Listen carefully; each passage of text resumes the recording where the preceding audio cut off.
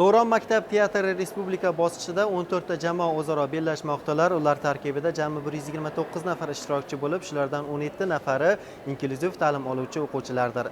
Jamoalar 3 ta shart bo'yicha bizning maktab, savol-javob va teatr ibratxona yo'nalishlarida o'z iste'dodlarini namoyish etmoqdalar. Ishtirokchilarning chiqishlari taniqli teatr aktyorlari hamda soha mutaxassislaridan iborat hakamlar hay'ati tomonidan baholanib borilmoqda.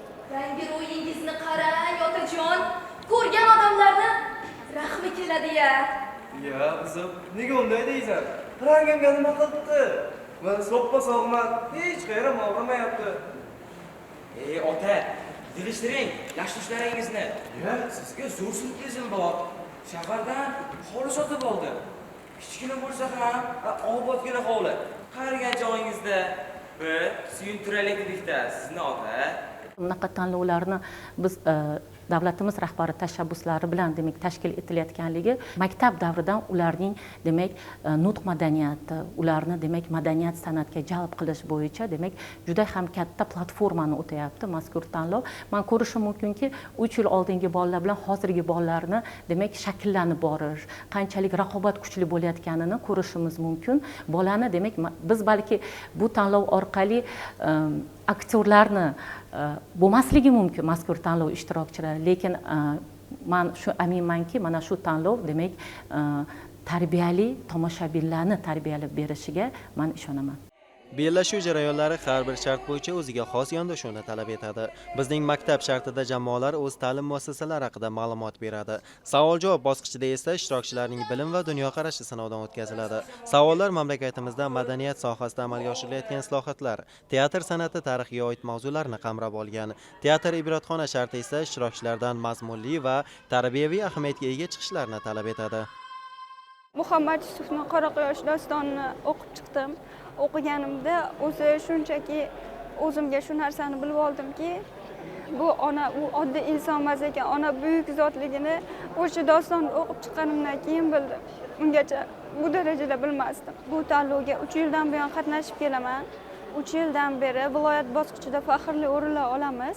Bu yil mana respublika bosqichigacha keldik. Hammasi ko'nglimizdagiday chiqdi. Biz Samarqand viloyat, Samarqand shahar 80-maktabning To'ron jamoasimiz. Respublika bosqichiga Alisher Navoiyning Lison ut-Tayr asarini sahnalashtirdik. Men ijro etgan rol kabutar timsoli edi. Unda Simruh qushini izlab ketishadi barchasi, ularga hut-hut boshchilik qiladi. Oxirida Simruhni orzu qilgan o'sha 30 ta qush bo'ladi. O'sha 30 ta qushning barchasi yetib boradi. Keyin qarasa, ular o'zlarini Simruh sifatida ko'rishadi. Otamdan qolgan Dalali To'g'amirod asarini olib chiqyapmiz. Men unda Dehqonqul obrazini olib chiqaman. O'sha 2-3 ta komandadan ikimiz chiqamiz. Juda hayajonli va raqiblar kuchli, raqobat juda ham zo'r. Tanlovlar iqtidorimizni namoyish etishga yordam beryapti. Teatrga qiziqishimizni uyg'otyapti. Har xil yaxshi ko'rik tanlovlarga borib o'zimizni uyalmasdan birovni oldida emni-erkin tutishga yordam beryapti. Bu bala tegin bala emas. Bu bala dunyoga kelganda Allah sapıran tübelek oldu. Adamlardı korkuttu. Bu bala yer betinde kor boladı. Bırak kut bereket alıp geledi.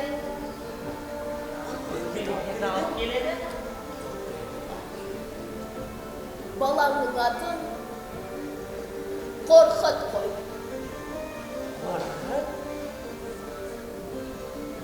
Korkut. Yosh o'quvchilarning bunday sahna asarlari tomoshabinlarga ham o'zgacha kayfiyat ulashdi. Jamoalarni boshidan boshlab oxirigacha deyarli barcha jamoalarni biz ko'rdik. Hakamlarga juda ham qiyinligini his qildik, chunki jamoalar bir-biridan-da mukammal sahna asarlarini tayyorlab kelishgan. Bu yerdagi rekvizitlar, kiyimlar hammasi mukammal tarzda ijro etildi. Aktyorlik mahoratiga ham qoyil qoldik. Ularni ko'rgan tomoshabin sifatida aytamanki, u oddiy maktab o'quvchilari emas, go'yoki teatr aktyorlari kabi ishtirok etib berishdi. shunchaki qoyil qoldik. Bu kabi tanlovlar yoshlarning adabiyot, san'at, madaniyat, teatrga bo'lgan qiziqishini yanada oshirishga xizmat qiladi. Shu bilan birga ularning ijodiy qobiliyatini rivojlantirish, sahna madaniyatini shakllantirishda, qolaversa jamoaviy ishlash ko'nikmalarini mustahkamlashda muhim ahamiyat kasb etadi. Zokir Mo'minov, Avazbek Sa'dullayev bugun dastur uchun